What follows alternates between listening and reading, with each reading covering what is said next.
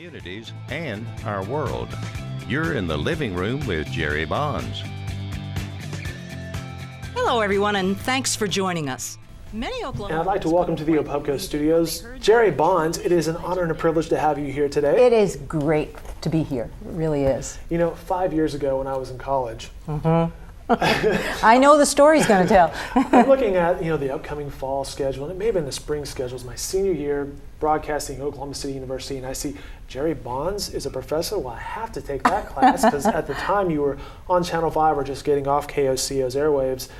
And it was a great class on how to be on camera, how to enunciate, and we all know I don't have a great broadcasting sounding voice anyway. Oh, it's pretty good. But it was a great class. So Good. that was Thank my you. introduction to you one-on-one. But now you come to the OPUBCO Studios for The Living Room as a Right. radio show. Right.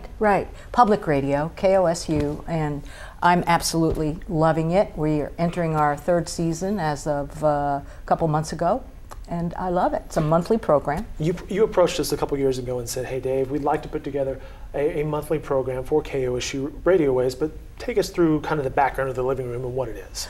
Well, we have to go back before the living room because in 2010, as you well know, OETA eliminated not only the newscast, but my weekly half-hour program, Oklahoma City Metro, and it was not a fun time. And I knew that I was not finished. I had lots more things to do, and that program had won several Emmys in different categories. And so I kept searching around, and I knew that the thing I love to do best is to interview, but the human side of interviews and the real side of people and their issues. So I read an article about KOSU and Kelly Burley, the executive director there, wanting to put more local voices on the radio. So the wheels started turning. And I consulted with my very good friend and colleague, the former producer of Oklahoma City Metro and now the producer of The Living Room with Gerry Bonds, and we decided that this was a good fit for us. So we conceptualized this half hour, and the reason for the name Living Room is I want people to feel like they're in my living room, and no matter how serious the topic, this is a one-on-one conversation with two human beings. So thoughtful conversation, which is what we say in the intro. And the producer is Deborah Martin, and she helps us out each month along with Todd Frazier from OPUBCO. Mm-hmm. Let's recount some of the people who have been on this show in the past. We're in the third season now. It's been a real adventure. I think the most fun part for me is conceptualizing the topic every month, and then seeking out the guests that are going to, speak to that topic or focusing on a particular person. So I think one of the most exciting times for everybody around here was when Bill Moyers came to town. Absolutely, yeah. Iconic American journalist, and that was a riveting half hour. I think everybody enjoyed it, and I always like to inject the personal side, the humorous side of these people, and I think we did that. Family, you have a wonderful 3 grown children and 5 grandchildren. passions, food, travel, cigars. I read about cigars. Is that still in the picture? It less frequently. I mean, I began smoking cigars when I took over as press secretary at the White House, because Pierre Salinger, who had been Kennedy's press secretary, said to me when he handed the key to the office over, you're going to be asked some very delicate questions, and you're going to need 30 seconds to answer, or a wrong answer will bring down the stock market, it'll bring down a foreign government, might even bring down the president. So start smoking cigars. I'll give you some, and when you get a tough question and you want to think about the answer, light it. The press corps smokes. They'll understand. It was hard to give up, but I've really cut back. So he was one. Just recently, network correspondent, NBC correspondent Bob Dotson. We talked to him by phone, but again, a wonderful half hour. And then Gary England. That was such fun for me, and I think for our listeners, and then having his wife on was kind of the icing on the cake. But we've done very serious topics with doctors and university presidents and national figures in the arts, just all over the block. You mentioned sitting down in the living room and having a conversation? What goes into your preparation? Because one thing I've noticed, when you sit down in the studio, you have notes, but you can tell even more than that in the conversation. It's not just, so what are you up to these days? No, it's very specific questions. What goes into your preparation and research? I have some very, very strong feelings about how a journalist should prepare for an interview. You heard some of that when you were in my classroom, right? And so I kind of equate it to writing a term paper a month, doing that kind of research. I mean, I really like to feel like I know everything I can possibly find about the topic and the person. Not to make, I still want it to be spontaneous though. And what I find is the key to it is not only doing that research online or wherever, but having a phone conversation with that person before. So you're doing the some show. advanced legwork. Oh, lots, yeah. I mean, for example, the conversation with Mary England turned into 2 hours. We had such fun, but I learn all kinds of little anecdotes and things like that, tuck them away, and then they come out, hopefully, in the interview where they belong and add flavor. You've already had that connection with whoever is going to come on. Absolutely, and to me, connection is everything. I don't think I ever would have entered this field if it wasn't for the connecting factor, because I'm a teacher at heart and had been in a career before television. And what I want to do is connect with the person across the room and have them have pretty much an unforgettable experience if they can. Maybe the best interview they ever had, maybe the most balanced, maybe the most fun, whatever, but go away with that superlative in their mind. I was in Phoenix recently and talking with some of the media people in that market, TV people, radio people, the news side of things, marketing and advertising. One thing everybody had in common was how much change has hit the media industry, and you've seen it, you've witnessed it. Boy, have I ever. Methuselah over here has witnessed it for sure. You're just 5 years out of teaching me in college, come on. But you know, when I entered this field, I was a high school English teacher in Connecticut, and watching Barbara Walters climb up that ladder and thinking, I can do that. And I did within a year. I was very fortunate, right place, right time, a little bit of radio first, got right into television and an anchoring position pretty quickly in Connecticut. But what I saw back then and what I have seen in the journalists that I really respect is preparation, is a knowledge of the humanities.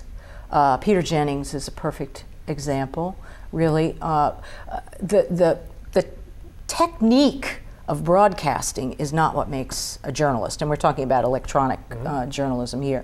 It's the knowledge of subject matter that goes way beyond what you're talking about, but literature and the arts and sciences as a whole. And I think we're losing some of that because there was no such thing as a broadcast journalism degree when I was in college. I have an English degree and a master's degree in English. And I think that prepared me very well. I think we're stuck in a place where we look at the superficial and the cosmetic, and that's in electronic media. In the print media, I'm very distressed by the decline of print because I just think it's critical, and people need to read newspapers. Across the board, one of the things is you have to monetize. There has to be a revenue attached to, the business of journalism. But don't you think, whether you're in broadcast, print, electronic, whatever, really comes down to storytelling, really comes down to the content? Absolutely, and because that can translate over any device, whether it's iPad, iPhone, your TV, newspaper. But you have to be trained to tell a story. This is true. Not just trained to read a teleprompter or deliver a line. And all of that comes from a vast body of knowledge that you can only get by taking courses in writing and in literature. And I'm on my soapbox about this, but it's really very, very dear to my heart, and I get very distressed about it, really. Well, you still have the passion, so you're involved in the living room. What's next? Maybe not just for the living room, but What's next for Gerry Bonds? Oh my goodness! Right now I can't see beyond the next month's show. I mean, I put so much into this. It's become my baby, labor of love. Raised all my own fundraising for it, which then goes to the OSU Foundation. Were you able to leverage some of your career and experience? Hey, this is Gerry Bonds calling. Oh, wait a minute, this is Gerry Bonds calling. It's been I'm sure wonderful. that's paid off a little bit. It's paid off a lot. It really has. I never realized how vast my network was until I had to tap into it for this kind of thing. It's got to make you feel pretty good, It does. And lots of times, I just had a phone call yesterday with a fellow at the Pioneer Library System, which is part of the show that I'm working on for December. And I always say, this is Gerry Bonds. You probably don't remember. He says, oh, yes, I do. And I thought, great. I said, good. Then I don't have to give the whole spiel about who am I and why would I be calling you and why might you want to be on our program. Any advice for people getting into the business? I think they need to spell. That would be good. I think really they have to analyze their reasons for getting into the business. You know, when you look at a Bill Moyers or a Bob Dotson, as you said before, they're storytellers. They love to connect with people. They love to tell a wonderful story. And even in my case, I feel so good when I've performed a teaching function as part of my program. Like, you know, I've done many shows on education, having Teach for America people into the studio and everything. I always feel so good when we've opened up a new horizon for somebody. The best advice I can give is that if that's not what you want to do, you shouldn't be in it, especially the television aspect of it, because that cosmetic thing is not going to be very fulfilling. It's not as glamorous as it looks. No, it's a lot of long hours. Yeah, and you even ad-libbing, if you don't have the background, you can't even ad-lib intelligently. You know? You're right about it. You have to have the knowledge to do any ad-lib, or you're quickly looking like a fool. Right. So I would just say that maybe there's not enough preparation that goes into what is this career.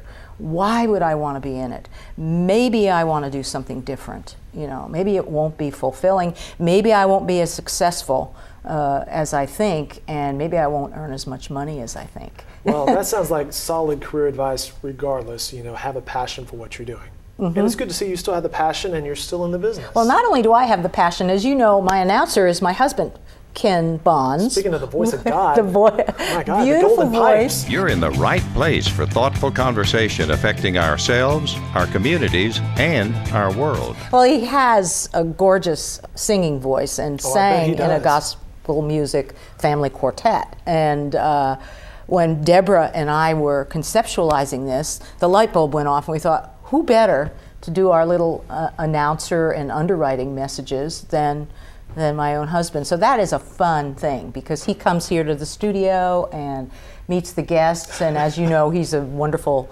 ambassador. Oh, absolutely. Yeah. He's a great host. Yeah, he is. All right, The Living Room with Gerry Bonds can be heard every month on KOSU. 3 times a month. 3 times a month. And also on Chickasaw Community Radio out of Ada, KCNP. Streams live on the web at kosu.org. And you can always go to our website, thelivingroomgb.com, and listen to any show for all of the seasons. There you go. Gerry Bonds, Thank you. I've enjoyed it, and I appreciated your time. I love you having me today. Thanks. Absolutely. Thank you.